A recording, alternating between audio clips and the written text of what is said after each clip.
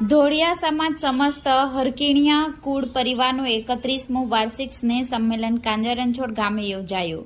શ્રી સમસ્ત ધોળિયા હરકીણિયા કુળ આદિજાતિ વિકાસ મંડળ તથા સમસ્ત હરકીણિયા કુળ પરિવારનું 31મું વાર્ષિક સ્નેહ સંમેલન વલસાડ તાલુકાના કાંજરણછોડ ગામના સાતગાડા ફળિયામાં સ્થિત અમરતભાઈ ગોવિંદભાઈ પટેલના ઘર પાસે મંદિરના પટાંગણમાં યોજાયું।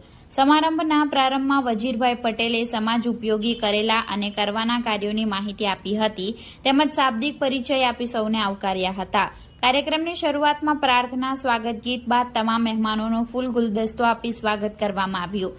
બાદ કુળના દિવંગતોને શ્રદ્ધાંજલિ આપવામાં આવી હતી। સમારંભના પ્રમુખ Maheshbhai Bhulabhai Patel, assistant professor arts and commerce college Pilwai, તાલુકો વિજાપુર, જિલ્લા મહેસાણા દ્વારા કુળ સંગઠનનો હેતુ સમજાવી વિદ્યાર્થીઓને ભણતર પર વધુ ધ્યાન આપી ઉજ્જવળ કારકિર્દી બનાવવા શુભકામના આપી હતી। હરકીણિયા કુળ પરિવાર શ્રી રામુભાઈ ખંડુભાઈ પટેલ સંવર્ધન કરી જીવનમાં સમાજને સાથે લઈ આગળ વધવા જણાવ્યું અને સમસ્ત હરકીણિયા કુળ પરિવારના પ્રમુખ અરુણભાઈ સી પટેલ દ્વારા યુવાનોને નશાકારક વસ્તુથી દૂર રહેવા સલાહ આપી હતી।